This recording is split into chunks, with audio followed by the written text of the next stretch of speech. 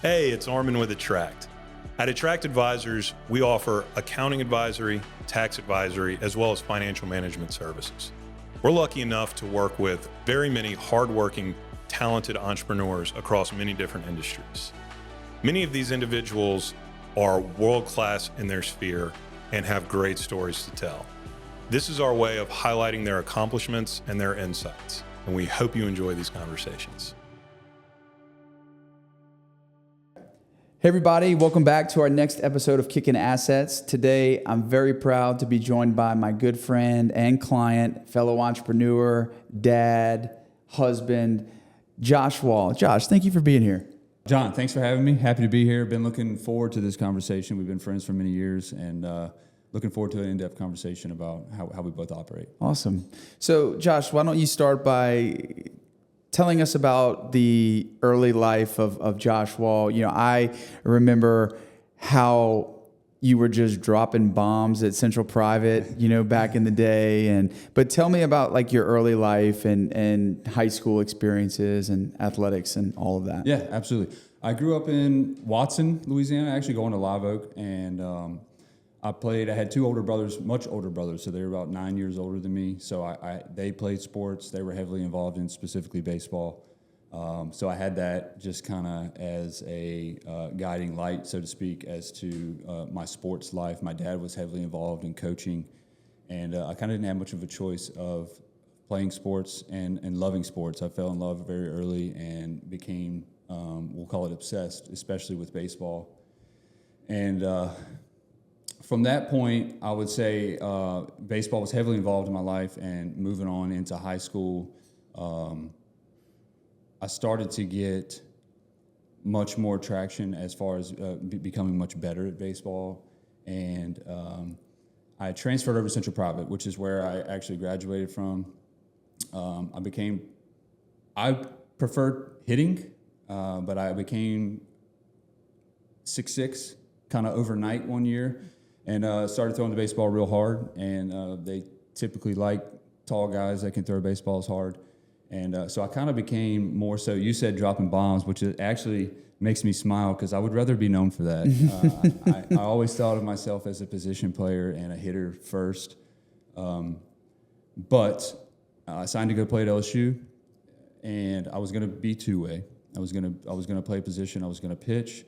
However, Los Angeles Dodgers had a different idea, and they drafted me in the second round in 2005 out of high school, and I did end up signing, but I was as a pitcher. So we entered the minor leagues as a pitcher.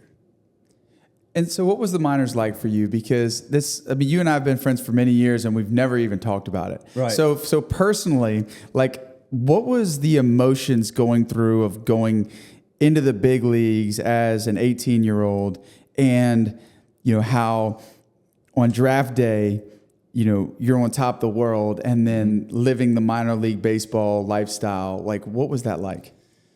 So I contribute all of my mindset pretty much. I'll say most of my mindset today from that experience. And I say that because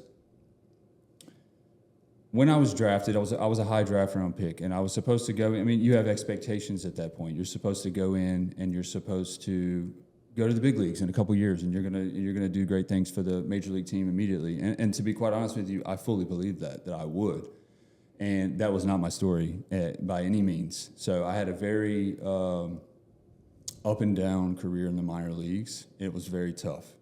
I had repetitive failure that I had to overcome as a starter, because I was drafted as a starter. You're a high round pick. They typically want you to be a starting pitcher, which is a much more valuable position than, say, a reliever at this time when I was in.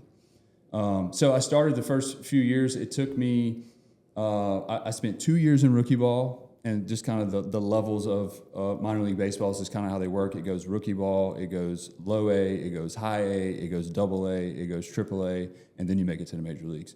Typically, people make a stop at every level. Some people will skip it, especially if you come out of college and you were a high draft pick out of college. You're just more advanced because you've already had those learning years that would have been spent in lower minor leagues. So what I did is I spent 2 years in rookie ball, very much underperforming. I spent the next 2 years in low A, very much underperforming. They sent me back. So it goes low A to high A. I went to high A, and then the following year I went back to low A. So it was kind of like a real wake-up call. It was almost to the point in me in my career where it was becoming to where I was either going to get past this point, or I was going to be done with baseball. And to be very clear, this was never a situation of a lack of work ethic, because you can have all the work ethic you need, but let's not forget, you are competing against the top 1% in the world, right? So everybody that's now on your team and that you're playing against was the best at their high school or their college or whatever. So what was happening is that I had power, sure, from pitching and throwing. I had really good breaking ball stuff. I just didn't really have the ability to have very good control, right? Control is one thing, to be able to throw strikes, but what I mean is like control in the sense of I can throw it right here when I need it. I can throw it right there when I need it. I can throw it over here. So those are things that took me a really long time to get. Once I got that year in A-ball is where I really just kind of made a mental, I had to overcome a lot mentally. I really humbled myself that year to going back to low A, and I think that was their plan all along, is the whole reason they did it. So I took more of a leadership role because now I'm one of the older guys on the team when I went to the low A team, and I didn't take that lightly. I really kind of owned that, and I made a decision that I was just going to get better that season, and I was gonna make the next step. After that season, they had a really good season. I led the league in strikeouts. I ended up staying in low A again for the entire season. Like I said, really good season. End of the year, what they have in baseball, basically, when you get towards the end of your initial contract that you signed, they have what's called the 40-man draft. And initially what that is the team now either has to put you on their major league 40-man roster, or any other team can pick you up if they're not going to do that. So leading into that offseason, I was going to be an option for that draft. And the Dodgers did put me on their 40-man roster at the end of that year, which means I was now part of the quote-unquote major league roster. I hadn't made it to the major leagues yet, because at the time it was a 25-man roster that plays for the actual major league team. The other 15 guys are kind of able to be moved back and forth from AA, AAA to the big leagues. And that's kind of the next step, right? You've kind of made it, but you haven't quite yet. That offseason, I got sent to what's called the Arizona Fall League, which is where they kind of send higher level prospects that are on the verge of making it to the major leagues. And I don't remember exactly how it happened, but I kind of knew deep down all along that I was better off as a reliever because of my mentality. The mentality of a reliever is to come in one inning, throw it as hard as you can. This kind of goes back to the fact that I necessarily wasn't always going to hit the exact spot that needed to be hit. I was going to throw strikes, but I maybe wasn't going to put it exactly where it has to be. And hitters at the highest level, you do have to have that unless you have power. If you have overwhelming power, you can get past that. And I felt typically when guys go from starter, where you got to kind of conserve yourself from throwing 5, 6, 7, 8 innings in a game, and now I only have to empty the tank in one inning. A lot of times you'll see guys go from, which is this what happened for me, is I would be probably 92 to 95 miles an hour as a starter, and then you'll see guys all of a sudden throw 97 to 100 as a one-inning reliever, which is exactly what happened to me. And I always thought that would happen. So both my ability and my mindset kind of aligned with that. So I really did, although the higher value position, the starter. So they're very reluctant to put high draft picks into that until all other options have been exhausted. So that was kind of the point where I'm going to AA, and we kind of became in agreement that I wanted to do that, and they were good with that. So I went into Major League Spring Training, because if you're on the 40-man roster the next season, you go to the Major League Spring Training, and I entered with that mindset from day one, and basically I excelled pretty immediately as a reliever. So the first year there was a little bit of growing pains, but like I said, come in one inning, let it eat, throw my slider as hard as I can, which I was always had the capability of spinning baseballs. So if you have that capability, you usually can tweak it, do whatever you need to do to kind of make it nasty, so to speak. I actually named the slider. His name was Mr. McNasty. So That was it. But that, again, even naming the pitch, it kind of goes with the machismo mindset of that fits the reliever role, right? So then from there, I mean, I went through AA. I had a really good year in AA. Then I did not. I didn't go to the big leagues that year, but everything was now on track that would at least make us believe, everyone involved, that I'm going to make it there, right? Mm-hmm. So the next year in AAA, I got moved up to AAA, and they told me very early I was going to be the closer in AAA, right? So, and that's to me even the step further, which kind of perfectly aligned with the mindset and the whole named pitches. I'm sure you can think of, if you're a baseball fan at all, you can think of any big-time major league closer to simple thing as the walkout song, mm-hmm. right? The whole the crowd going crazy, and like the thing with the Mets closer. Oh, with the trumpet? Yeah. Right. So like that whole thing with the crowd going crazy, they turn the lights off, like that gives me chill bumps now. Just thinking about it, and that's what ultimately motivated me. So I was a closer AAA. Was leading the league in closes or saves mid-season, made the All-Star team, and finally we got called up to the big leagues, basically. So it was a long journey. Yeah, so how long? It was 7 years? Basically 8 years in the minor leagues. We're talking no days off, which is fine. Like I've always, it's all I know. Basically one day off a month. You're playing games every single day. Then you're taking overnight bus rides, and it's a grind. The minor leagues is an absolute grind. And I to bring it all back to what I started with is to say, I really believe that ultimately that whole process that I went through just galvanized me in a way that makes the way that I currently operate much easier. That's so good. And so you made it to the big leagues, and then what? So in 2012, and it's funny because I actually tell a story. And honestly, I've never told the story, but I have thought about it recently. And it's kind of about it really comes, I'll bring that whole story together and say that it's the power of visualization, and I really believe in that, because to me, my story at Dodger Stadium started when I was 12 years old, if not younger. But what I can really start to remember 10, 11, 12 is I lived in Watson, and ultimately our address was actually Walker. So if you've been out this way, I'm talking like go to the Walker exit and then drive 25 minutes towards the middle of nowhere. And that's where my house was. So long, winding roads in the woods.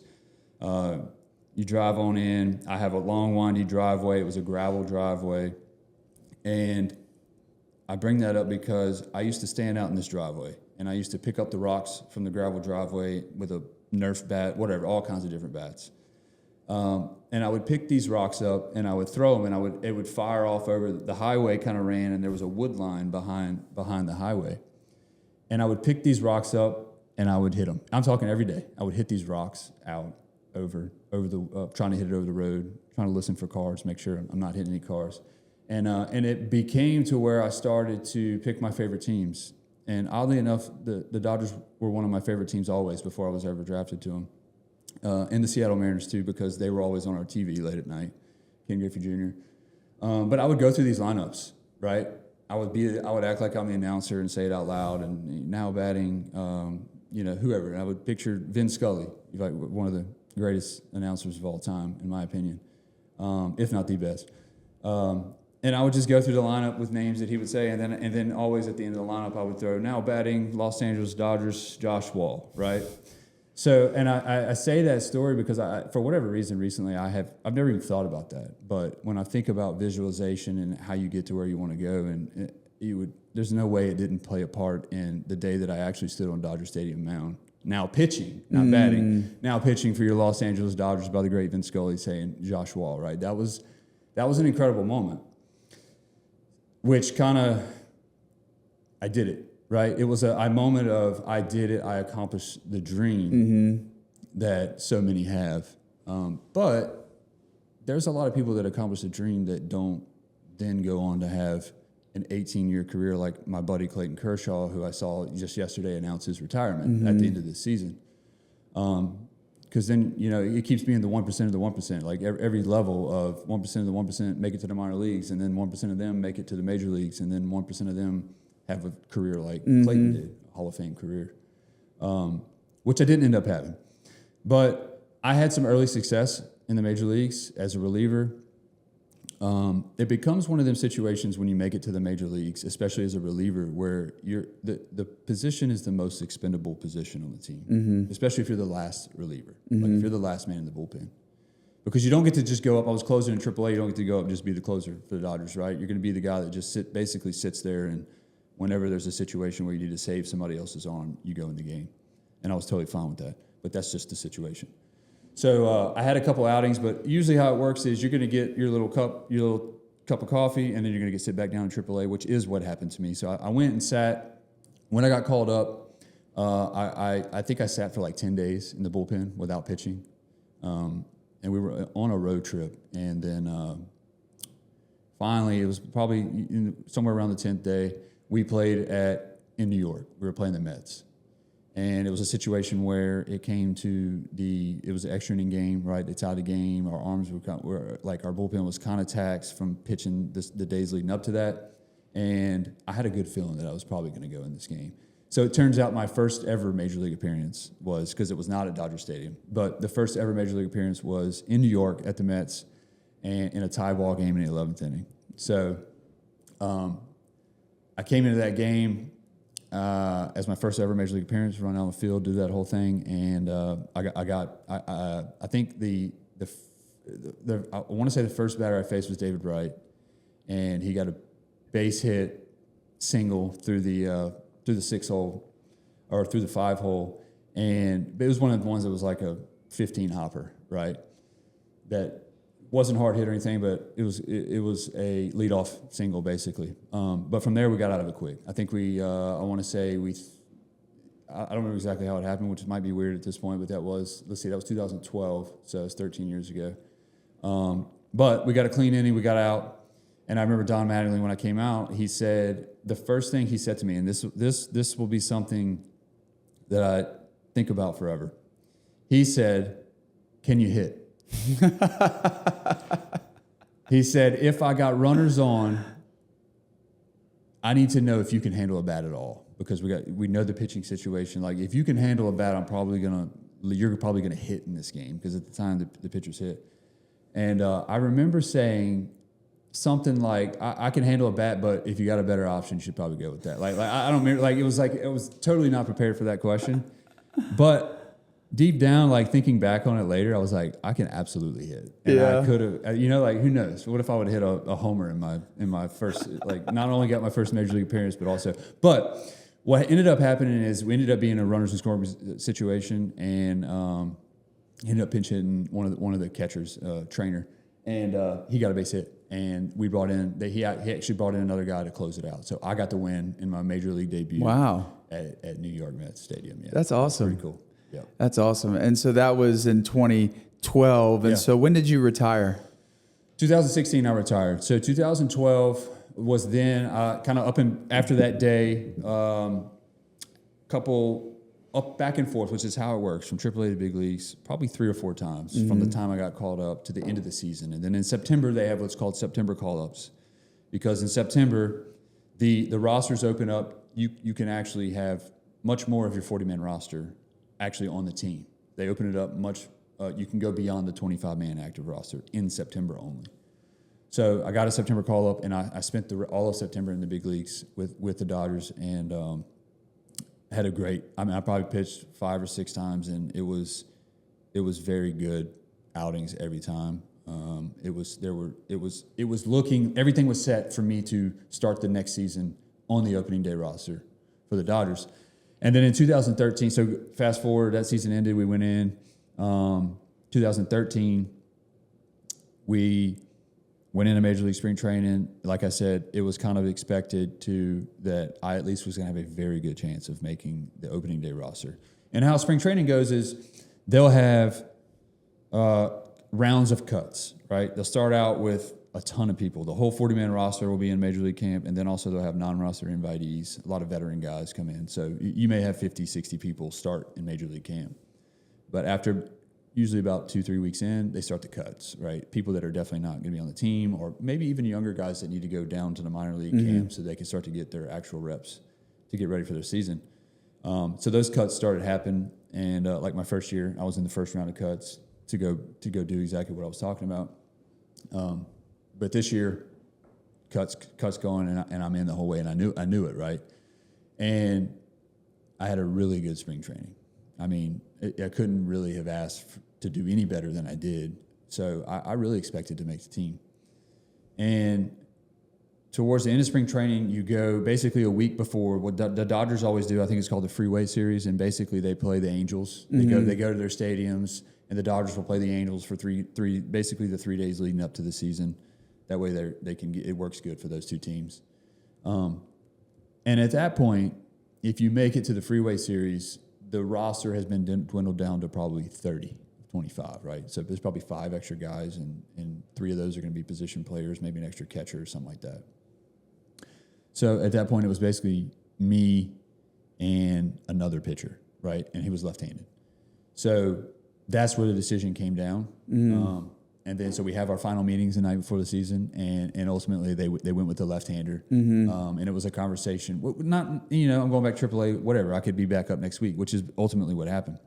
But I didn't make the opening day roster, went down to the minor leagues, and started that season. And then I think within 2 weeks, I got called up.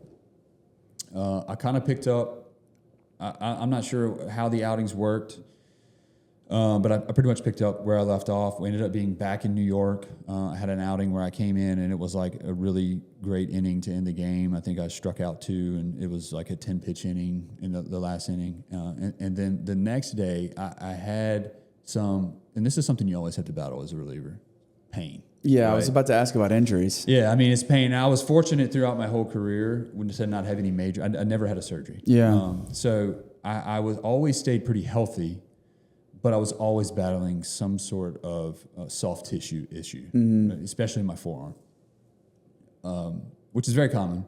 But what it does is you can always pitch through it, but it really does change your effectiveness, and especially for a power pitcher. It will oftentimes affect velo. And in this particular instance, I remember it being a situation where I was really, we was basically barking is what I would call it. Like, I'm really barking today. Like, it's really bothering me. But, you're in the major league, you're a young kid in the major leagues. I wouldn't even tell anybody. This is between me and myself. But that is, that day after that night, we had that. The next day, there was another game. We had another game. Another similar situation the season before, tie ball game, late in the game, and I'm coming in again on the second day. And ended up being a situation where I gave up a walk-off homer. So I gave up a walk-off homer, which, it happens. It was at that time, it was, of course, mad in the moment, but I don't think mentally it would have really affected me at all, other than, because at this point, as you can imagine, we're 10 years into this process now. I got really good at flushing it and moving on to the next day, regardless of the outing, especially when I had so many outings that were bad as a starter at lower levels of minor leagues. So this particular one honestly didn't hit me much more than that sucks. I didn't do the job today. We flew across country after that game back to Dodger Stadium. And the next day, the starter got into trouble in like the second inning. And rings again for me, right? So at this point, my arms really is a real struggle. At this point. So I come in this day, and it's one of those outings that occurred that really altered the course of my career, to be quite honest, from both a arm health standpoint and mental standpoint. It ended up, I don't know the exact numbers, but basically I threw probably an inning and a third or something, gave up 8 or 9 runs, and threw like 70 pitches and standing there back to back. So it was brutal, right? It was a brutal outing, and it did affect me. So got sent back to the minor leagues right after the game, which is very, not only was it common for a bad outing for that to happen, but also whenever the bullpen is taxed, they're sending the last man out to bring a fresh arm up from AAA that can pitch for them the next day, because obviously I couldn't pitch for a couple of days at least. So I went back to AAA, took a lot of time off from throwing because I needed it. But at the same time, there's this little, going back to like a almost machismo mindset of one thing that's really frowned upon amongst, it may not be talked about, but amongst players or whoever, amongst organizations, is having a bad outing and then going on the disabled list, right? It's just the optics of it are no good. Mm-hmm. He had a bad outing. Oh, he's going to go on the disabled list, because when you're on the disabled list, you're on the major league roster making major league pay the whole time and accruing major league service time. So many people have abused that, or people would assume that people have abused that based off of optics. I just wasn't willing to have those optics be attached to my name. So I kept my mouth shut, didn't say anything about pain or injury, and went back to AAA. So it did take me some time to overcome that as far as just recovering and being able to pitch. I would say I squandered around for a couple months in AAA after that, as far as effectiveness in pitching. And then I got traded at the deadline to the Marlins, right? So to me, it was kind of one of the things, like, it was kind of almost heartbreaking, because I loved the Dodgers. I was drafted by the Dodgers. I loved them before I was drafted by them. And it felt like they basically gave up on me. But in the same sense, it's kind of exciting because another team wants me enough to trade and go, have a new beginning. So from that point, I got traded to Marlins, and oddly enough, I went the offseason before. I had bought my first house. I got married, bought a house, all that stuff. I bought a house in Prairieville, and the Marlins AAA team was in New Orleans. So for the first time in 10 years, I actually was going to commute back and forth from my house and basically live at home and go finish out the season. At this point, just mentally, I probably wasn't all there for this season. Never fully recovering, and never, honestly, from both a health and mental standpoint, I think health drives it more than anything, to be honest, and feeling like you know that your body's not really letting you perform at what you could. And I think it's kind of like chicken or the egg situation, because if you feel really good, and you're probably going to perform good and be confident. If you feel really bad, it's really, especially when you know that your ability relies on your physical, how it feels. So that season kind of played out. I actually had okay numbers, but it was kind of like I was just kind of getting through it, and fully expected to have a September call-up for the Marlins, being that they traded for me, and didn't get that. So I was at another crossroads at that point, because not shortly after the season, the Marlins also DFA'd me, which is basically designated for assignment. They take you off their major league roster. So that takes us through 2013, right? 2013, the Marlins DFA'd me after the season, and the Los Angeles Angels picked me up. It's kind of the same as the Rule 5 draft I described. Once they take you off, every team has an option to pick you up. So Los Angeles Angels picked me up.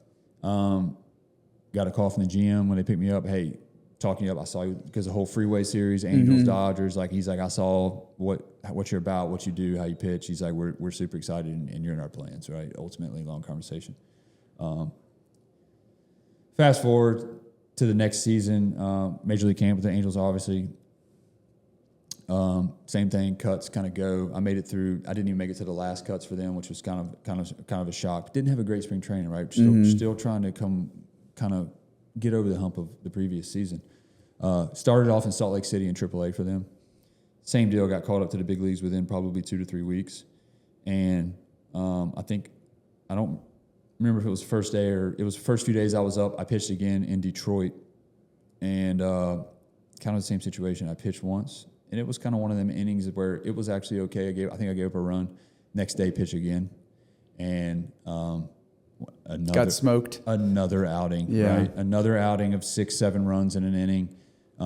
Immediately sent down after the game, right? So now that was, I have to deal with that mentally. And to me, it's like I brought up optics, for me, what that did to me mentally was more about the optics, because now I think that they think that I can't do it anymore, right? And even though deep down I still believe I can, it becomes a situation of you only get so many chances before they just write you off, right? They'll say he's not mentally capable of erasing these outings, right? So that's kind of where I was at that point. They DFA'd me, right? So they sent me down, DFA'd me. They were pretty much done. And then it's funny because I just keep bouncing around at this point. It's kind of the theme, right? Because then the Pirates claim me. And not to go too long down that road of every season, but I never pitched in the big leagues for the Pirates. I had really good seasons in AAA for the Pirates. I'm a grinder, right? You got to kill me to stop me. I'll keep coming. It just became a situation where it was becoming played out. The Pirates did call me up to the major leagues at one point, but I didn't actually pitch. I was there for 3 days, didn't pitch.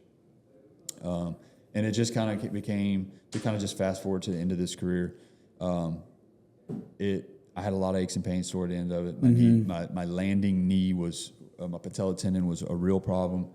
And to be honest, for a pitcher, a right-handed pitcher who lands on their left leg and twist is a real power killer.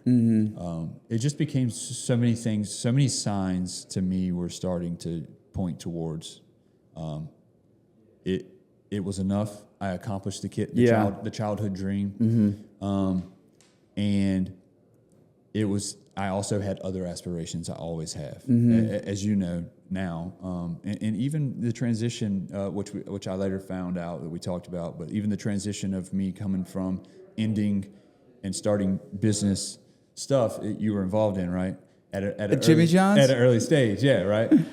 So, and I was also having a kid. My wife was pregnant, and she was going to have a kid. And I tell people I was gone for 9 months out of the year from the time I left high school for 12 years. Ultimately, it was my whole career, and I just wasn't willing to miss him growing up. And that's ultimately what I left, and I retired in full peace. It was complete.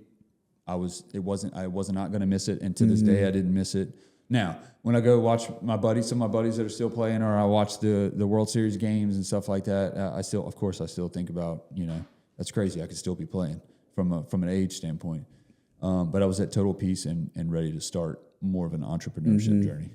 Man, that's a great story. And so as you alluded to earlier, my first, I guess, exposure to you, other than watching you play high school baseball, was at Jimmy John's. Yeah. And so I tell a lot of people. So I worked at Jimmy John's in college, and it was one of the best experiences because it's just so well run, well organized. I mean, every detail is thought out. And so just out of curiosity, how did that come about, and why'd you pick Jimmy John's? Yep. Great question. So I would say it started I always had that sort of entrepreneurship, which I don't use the word necessarily anymore of passive income, but at that time it was kind of what it was about, as kind of using some of my money from a signing bonus standpoint. It was around the time when I think stock market was probably really bad at some point. I want to say like 2009-ish, 10-ish, when we started to talk about it. And I was just looking for other avenues to maybe put some cash that could help me long term. So I was playing in Midland, Michigan, which was my second stint in low A, and I am even to this day a absolute creature of habit. So most days, especially on start days, I would have, actually starting the night before when I was a starter, I eat this at this time. And then the next morning I eat this at this time, and then for lunch I eat this. It's got to be exactly this, and so on, right? So my lunch before I went to the stadium always ended up being Jimmy John's. I had never heard of Jimmy John's, but that's kind of where it started, up north in that area, and I just loved it. Right, it was really good. It was. I thought it was a quality product, and I was kind of drawn to, like you said, just the way they operate. So I kind of called my dad, and my dad's one of them people who, if you plant a seed as far as, hey, I got this idea, or I've been thinking about this, he's an ultimate researcher. Like he will go and just tell you everything you want to know about that particular, whatever it is. And that's what happened. I kind of told him, like, hey, check out this Jimmy John's, the franchise, and this and that. And so he came back to me within a week or so. And I think he actually came because he was heavily involved in my career throughout. He might even came in town, and he just presented me with like a packet of information about Jimmy John's, and he was like, "I think it's a really great. I've been researching it. I think it's a great idea. There's none in Louisiana, and this and that, right?" So that's how that started. And it was, like I said, it was never intended for me to run the Jimmy John's. Right. That was never in my mindset at all, because at this time I fully believed that I was going to be a Hall of Fame closer. You know, I really did believe that. And so we whatever the process was, I don't remember exactly how it played out. We ended up opening the Jimmy John's, but that's how it came about. And then I can tell you a little bit more on it. Is that when I retired, it's now time for me to figure out exactly what I'm going to do, right? Because I do have some short-term requirements, right? For at this point, kid, wife, house. I gotta come up with some immediate income. As someone who's leaving a field, you know, I've spent 12 years where I basically got a doctorate in baseball, right? But that doesn't really serve me anywhere else, right? So I have no skills. I'm ultimately and other than probably having a mindset better than most, right? I don't have any skills to implement to start making cash, right? So what ultimately happened was, as part of my initial contract, the Dodgers actually owed me for school. They had to pay for all of my school. So the obvious choice is, okay, I was always very good in school. I guess I'm going to school, right? Dodgers are going to pay for it.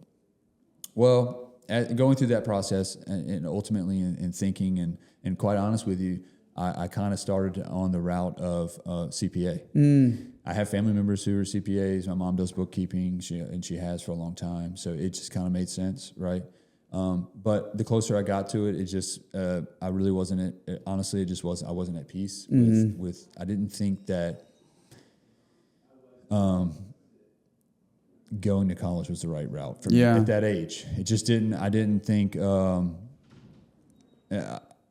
I don't want to, not to get too deep into it, like my thoughts on the whole college is a scam thing. Sure. But it was rooted in kind of that as to where I don't really necessarily see a return in that, and I can use my mindset elsewhere, right? So that ultimately ended up with me being in Jimmy John's every day. Okay, so now I was kind of operating it alongside my buddy who was the general manager, who you know well. And it became that I was in there every day, right? Now, there was absolutely benefits for that I got. That was my first taste of seeing how an organization should be run on a day-to-day basis. As far as systems, procedures, and the way that everything is documented, and we do this, and this is how we do it every single time. Exactly this much mayonnaise, and it cannot be any more than that. There's this many pieces of bacon on this exact spot. And that was my first taste of that. And I really embodied that because I'm ready. I'm coachable, right? I've always said, like, I'll embody anything, and as long as I'm aligned with the mission. And I did that, and I was on the line making sandwiches every day for well over a year.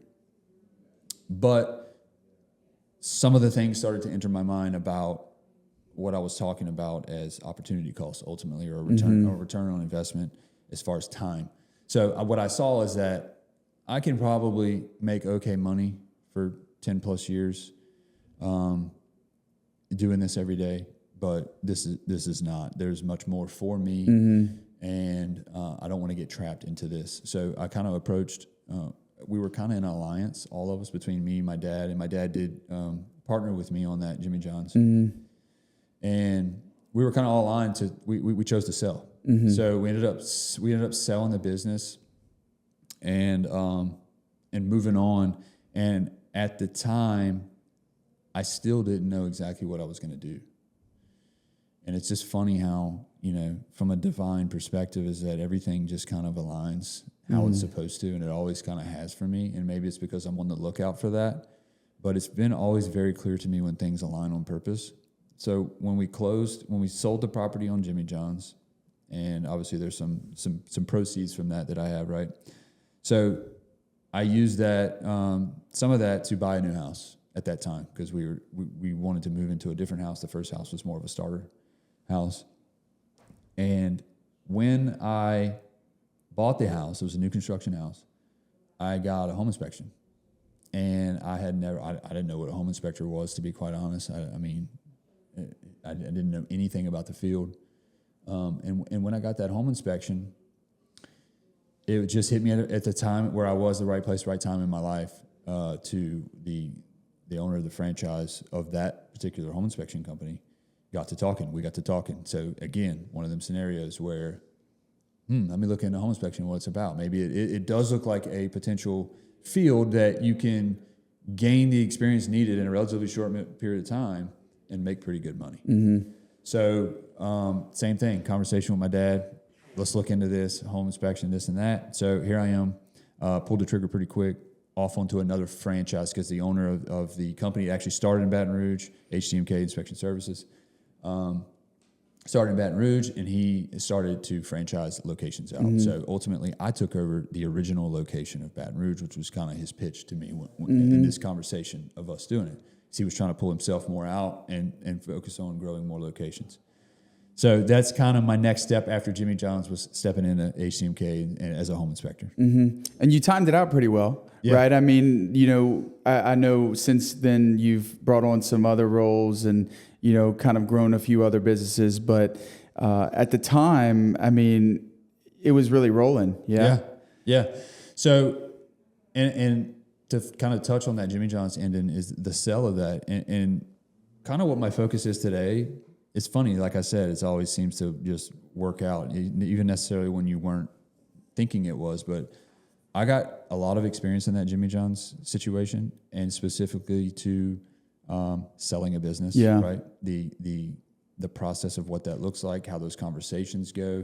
And even at the time we were selling it, it never entered my mind that I would be regularly looking to buy businesses and kind of make that my long-term vision of what I had planned for. But specifically on the home inspection side, I stepped into it, and I stepped into it just like I step into anything else, right? It's just, I'd like to call it innate, and it probably is, but also it comes from my mom and dad from a very early age, right? My mom made me believe that that I was special and I could do anything no matter what, and I feel like I believe that, right? And then my dad was a good example of just being consistent day in, day out, and kind of giving you the tools that you need to accomplish whatever you need. And hey, this is how you go find what you need to do it, right? So that's ultimately the mindset that I took. The same mindset I had as a Major League Baseball player, I took to being a home inspector. I really did. And I wasn't just going to go be a home inspector to make some money and move on. I planned to be the best home inspector in the city. And there was no doubt about it in my mind that I was going to be that in a short period of time. So that's what I did. I went all in. I studied. I learned all. The thing about home inspection, which is great, is that you kind of learn. You learn a mile wide and an inch deep of all systems of the house. And what that does for you is make you really understand how all systems work together. Right. It doesn't make me be able to fix your air conditioner that's broke, even though I understand how it operates now. But it does give you really good knowledge, which at the time, I didn't necessarily realize what that was going to do for me later. But I was ultimately just focused on being the best home inspector I could, and I knew that the more I knew, the better off I was going to be. So I did that. Anything I came across I didn't know, I researched it that night, every single time, so that the next time I was going to know what it was. I couldn't stand people asking me questions I didn't know the answer to. I wanted my customers to be 100% confident in what I was providing. Another thing about HCMK is that Kyle had very good set of systems and operations, another franchise, right? And I don't think it's by accident that my first business experiences were in franchises, because what that did for me is when I start my own company outside of a franchise, it's just, of course it's got to be that way, because I don't know any other way of it being. So that's what he was very good at that. He's very good about the customer experience and talking to people and being great and delivering great reports and rapport with real estate agents and the whole thing. But as with a lot of any other thing that I kind of touch on is that I kind of am always looking for the ceiling. And if I feel like the ceiling is approaching me, I get uncomfortable. So I quickly, from a very early stage of HDMK and being a home inspector, was looking for how am I going to train other home inspectors so that I'm able to train them, I'm able to teach them what I know, and I'm able to not have to be stuck always doing home inspections, so that I can free up, unmortgage some time to see what's next for me. So yes, to touch on what you were talking about, That was in 2018 when I started that. So as you can imagine, I really got going 2019, 2020 when I hired the first inspector and the second inspector and the third inspector. And I worked it up, which by the way is in our area, it's pretty unheard of to have a multi-inspector firm. Yeah. Because the main reason I believe is because people want you. Right? Yes. You did their inspection. They know what they're going to get from you, and people, it's no secret that referrals come from realtors for the most part, and they care about their clients. They care about what they're going to get. So in order for you have to work very, very hard to get them to trust that it doesn't matter which person shows up. If they're wearing our shirt and they're driving our car when they pull up to that home inspection, they're going to be great, right? So that was very hard, to be honest. But we were able to do it. We were growing 2, 3 inspectors, and then I want to say I got up to 4, and then that's about the time of the COVID situation, right? In 2020, right? Yep. So 2020, it just that hit at a time when I was really already almost preparing for it by backing out and preparing the situation for me to be able to operate multiple inspectors. And then that took off to where you alluded to with this. Yes, right time in the market. We were absolutely just slaying home inspections at that point. And then kind of the mindset that I always have of looking on, okay, what's now? How can I use the skills that I just learned for the next thing? I approached one of the other HTMK franchise owners, and as far as combining the locations, basically buying his location out, and then him and his inspectors, because he had a couple inspectors too, coming on as one location. So that happened in probably 2021. I don't remember the exact time at this point. And then it put us up to 8 inspectors. And at this point, we were probably doing 250 inspections a month in Baton Rouge only. So yeah, it really took off, and then much more things happened after that. But at that point, it was really going. But I always still had a mindset of what was next. Yeah, which brings you to where you're at today, right? So tell us a little about Wall to Wall, and what your 2-year experience has been like up to this point. Yep. So I would say, again, to me, Wall to Wall was divine, and there's no question about it. I started, and I know you know because we've talked about this before, with fortified roofing. And fortified roofing is just a way to do a roof is better without getting into it. Insurance companies like it, right? It started not in Louisiana, but it was making its way to Louisiana. And we kind of saw it on the front end as home inspector, because you have to have a third-party evaluator involved in any of these roofs that you're doing. So basically we kind of got out in on the front side of that, and I got to be, as a home inspector, it's obviously a perfect fit to be these evaluators. Yeah. Right? You know your way around roofs, you know the systems already. You just got to learn exactly what is a fortified roof and what do you have to, quote unquote, police and take pictures of. So I got into that. I saw the opportunity. I looked into it. I believed in it, and I thought that it was going to be a big thing here, probably years down the road. But I went ahead and did that process to become an evaluator. Within that process of being an evaluator and doing fortified roofs, I started to become heavily involved with roofers. And at the same time, as you know, I have rental properties, and I was starting to, and I think you and I had a conversation years ago about Burr method and all that stuff, right? So about that time, I was really thinking, why can't I do the Burr method on a new construction, right? So why can't I get a lot in a spot and build it out, pull all that out, right? So I was doing, that was my plan. It was kind of a side thing, more of an investment side thing. And I was kind of using another contractor when I did it, and I was like, well, why don't I just get my contractor license instead of paying somebody just to use their license? Because I was a home inspector. I didn't need them to help me with the process, especially if it was a little small rental. Like, I could fumble my way through the first few builds, right? Get my subs in order in the process and all that. I wasn't worried with that. I didn't need them. I just needed somebody to be able to file for the permits, right? So I needed to use their license. So I would have to pay people just for that. So I was like, I just need to get my contractor license. Makes sense, right? So I got the contractor license about the same time I was getting the evaluator certification for fortified. No intentions of doing roofing at all at this point. So involved in fortified roofs, I'm doing regular evaluations, and I'm just in contact with so many quote unquote roofers. Yeah. I use that term very lightly now.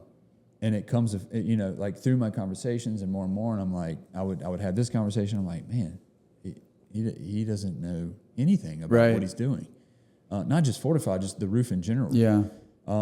And this isn't to bash other roofing companies. There's a lot of good ones. So that's not what I mean at all, but there are a lot of bad ones. Mm-hmm. And I was coming in contact with more and more ones that I personally felt like the person in charge of this job does not know construction. Yeah, that's a problem. Right? They're fully relying upon the subs that are doing the job. Yeah. So I saw that as a major problem, and it wasn't like once, twice, 3 times. It was every conversation I was having, with the exception of a few, where I was like, I started to really understand my knowledge base from the inspection side. And the little dabbling that I had done with some new construction stuff. So I started to really understand that, and it was basically ultimately an epiphany, we'll call it, right? One day we're in a meeting, we're talking, which we had regular meetings just to talk shop about things we're doing. And I'm like, I should open a roofing company, right? So that's ultimately what had happened. It was just one random day, and I decided I'm opening up a roofing company. So when I opened the wall-to-wall, and just to touch on the name real quick, wall-to-wall, what it means to me is, first off, what a gift of a name to be able to, how fitting. So because it's they talk about in marketing and brand awareness and all that, and how many times you got to touch people, and how much of a cheat code is it to get a phrase that people have already heard plenty of times before in their whole life, right? Yeah. So I started looking, when I heard about it, or when I thought about it, I looked around and I was like, there's no companies with this name. That's shocking to me. So, but it's available from the Secretary of State perspective. So that in itself was like a huge cheat code, but that was not the reason. The reason was ultimately why it came to me is going back to my dad. And my dad is one of them that, like I said, he knows everything about everything, to be quite honest. And when it comes to construction specifically in house, he can do anything. He can do anything. So I attribute, in fact, when I decided to be a home inspector, even though my dad at a young age knew how to do everything, I was into sports. I didn't care about learning how to do all that. So it wasn't necessarily that all that had got fully passed down to me. So when I become a home inspector, the first conversations with my dad, and of course I'm like, I don't know nothing about houses, nothing. But I felt confident that I could do it with him, right? So it falls back on that wall to wall, like we're the two walls, like passing it down almost. I contribute everything that I know to homes, and even having the confidence to be able to go off into the construction world because of him. So, and then on top of that, another layer of the company name is I was fully, I would say, acclimated to the franchise models, like we said. So like that's all I knew from a business perspective. And I somewhat longed for the locker room atmosphere. Yeah. Right. So if there's one thing that I really did miss is that the locker room atmosphere and just being all for one and being on a mission. Right. I've been a part of good locker rooms, really good locker rooms. I've been a part of really bad locker rooms. Right. So the next layer of that was I really wanted to create. I have this vision in my head, and I see it every single day about the long term vision of where we're going. But ultimately, I want to create a badass place to work for people. Absolutely love that they work there. The culture is just amazing. And I know you're about this too. That everything about what they're doing, they love. They're completely in on the mission. Everybody's rooting for each other. Like this is the type of things that I think are very, very rare nowadays in an organization. And I wanted to create that. I wanted to create a locker room atmosphere in a company. That's so good. And normally there's questions that I'll ask, that I'm interested in, and who's your inspiration and why do you do what you do? But you've made it clear, like through this chronological journey of where you started and where you're at now, to where like it's almost just like a novel, right? Yeah. Like you just explained it all. And so, I mean, what's next for Wall to Wall? So, Wall to Wall, touching on everything I've kind of led up to now in my mindset, should tell you kind of what I have vision wise, and it is quite grandiose. I often tell times, I think it was a Theodore Roosevelt quote, but like, speak softly and carry a big stick. Yes. It's kind of how I operate. I don't like to, basically the people on my inner circle and the people within our organization, have fully heard my vision and where we're going. But that's how I operate. I like to, I would rather somebody in 5 years from, instead of trying to make a bunch of noise, and 5 years from now, I'd rather them say, where did they come from? Yeah. Right? That's kind of how I'm at. But I had very, very aggressive goals early on from day one. So my year one goal was to do $1 million in revenue, because kind of touching on what we talked about, I don't go Half measure. I don't go half-heartedly into anything. Like, I definitely have an obsessive mindset of being the best at whatever I'm doing. And honestly, I don't care what it is. I'm going to try to beat you and be the best at it. So that was our year one goal. We hit it. And then my goal from there was to double every year until I feel like there needs to be a different, more reachable goal, right? I certainly think it's possible in this in this field to do that well past 10, possibly even the double to 20. Yeah. And then reevaluate. But that's kind of, I have much more things beyond that that's possible, and kind of without getting too deep into it, to kind of tell you what I'm talking about, and it goes back to the business buying. Yeah. Right. So I think there's a place for an organization that does all home services. Yep. Right. Name kind of fits it too, right? Yep. Wall to wall, that can kind of offer any home service that you need, to give you a quick glimpse into what exciting is kind of where, and looking to buy businesses. That's exciting to me. I love the idea of getting a company who's been around for a while, that is a well-known company that does great work, but maybe never really did the branding, the marketing, and all that.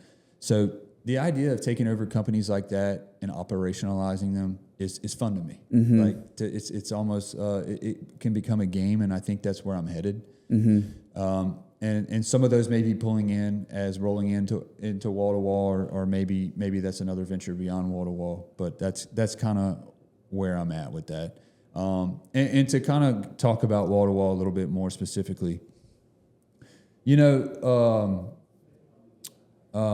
core values, right? Yeah. You start a company and everybody has core values. And I actually don't like using that term, because not that they're bad, but it's kind of like a checkbox word. Like, you start a company, you got to do your core values. And that's just not how I operate, right? So I like to refer to them as like ethos. And we live by ours, right? So I do want to share them, but I'll give you kind of a backstory about how we arrived at this. So going back to my days of Major League Baseball, when you finish the season, every off season you go home, right? So I touched on being gone 8-9 months out of the year. Oftentimes you have a 4-month process of ultimately maybe 2 weeks of doing nothing to recover from the long season. Right. But it almost starts immediately to prepare for the next season, right? So the most important part of that is doing the work in the off season when nobody's watching. Right. And I honestly loved that, because I love the idea of going. This goes along with what I was just talking about. 5 years later, they say, where did these guys come from? I love the idea of going home for 4 months and then showing up in spring training, and people are like, dang, what'd you do? Like, as far as weight gain, I was always trying to gain weight. I've always been very lean oriented, lean, and it's always been tough for me to gain weight. So whether it be gaining weight or just muscle mass, or you come in looking like you've been throwing bullpens and getting ready for all off season, like you're just advanced more. I love that, right? So the reason why I bring that part up is that later on in my career, the off seasons became a little harder to have this mindset of where you were working out and just the ultimate grind every single day of showing up to the gym. and having a multi-hour process of getting ready, right? So that became harder and harder the older I got, and then especially once I made it to the major leagues. So where I worked out, which another thing, wall to wall, by the way, touching back, it all connects. My brother was my personal trainer throughout my whole career.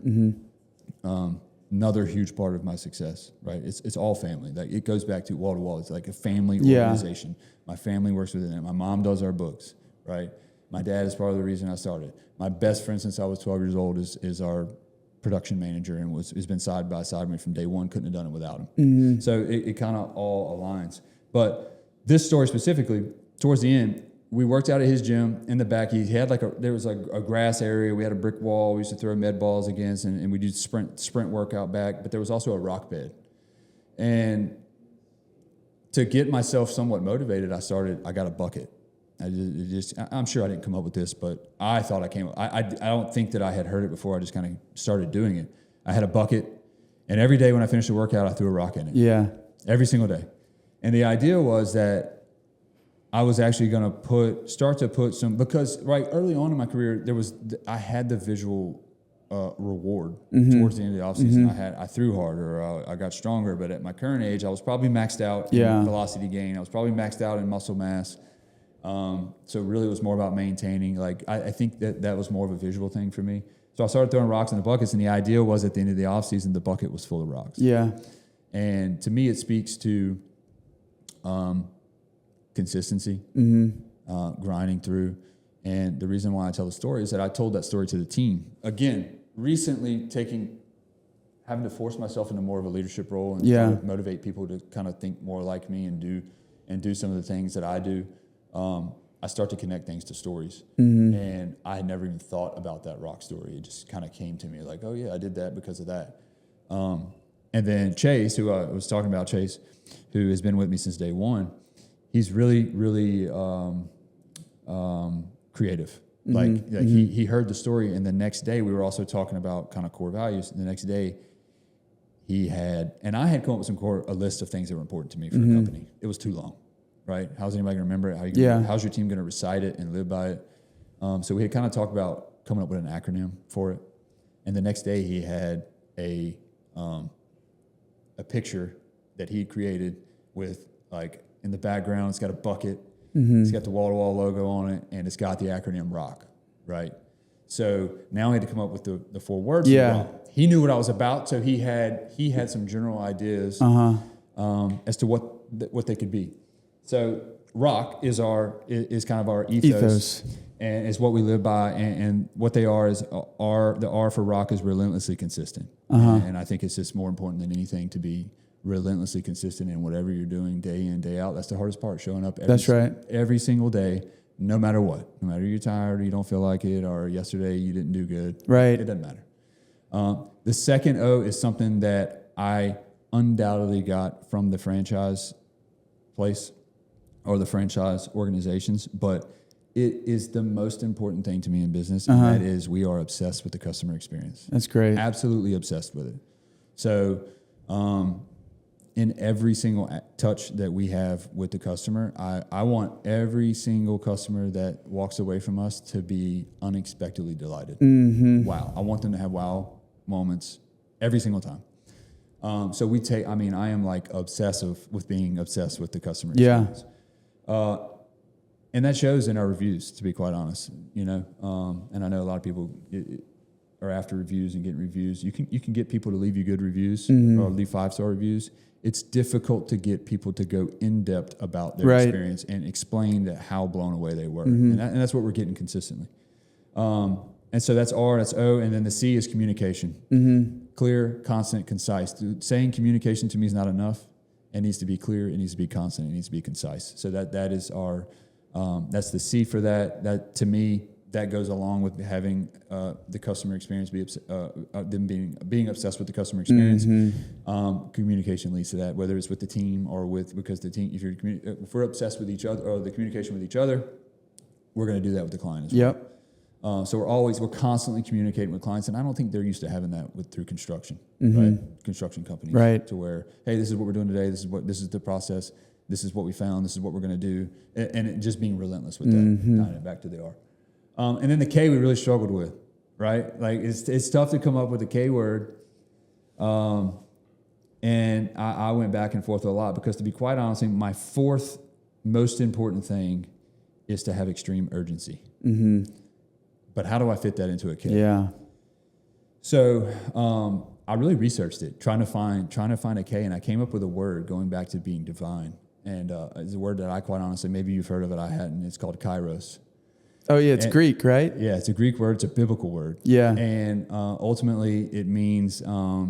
there's a lot of different definitions that I found. It's kind of somewhat ambiguous, honestly, the definition. But ultimately, it means, from a biblical standpoint, in God's timing. Wow. Right? So, and it made me think about it. Like, when I was thinking, how can I connect the K to extreme urgency? And it was like, okay. So this is telling me, and deep down, I operated this way. But on the surface, extreme urgency is kind of misleading because then it kind of assumes that you just have blind urgency. Yeah. So the kairos kind of made me think deeper into having urgency with discernment. Yes. And faith, right? So that's ultimately what the K is kairos. And then obviously you're going to have to. It's another little point, something to explain to people. Yeah. Right? It comes from a biblical word, and to us, it means the right time to act is always now. Wow. With discernment, faith, and urgency. That is so good. Yeah. Man, thank you for laying that out. You know, we went through a lot in a short amount of time, but I mean, I can't thank you enough for being so vulnerable and honest and, just sharing your journey with us, man. So I wish you the best of success and luck and honor in the future. And hopefully we'll do this again sometime. Absolutely. Thanks for having me. Awesome. Look forward to come back. Thanks, Josh.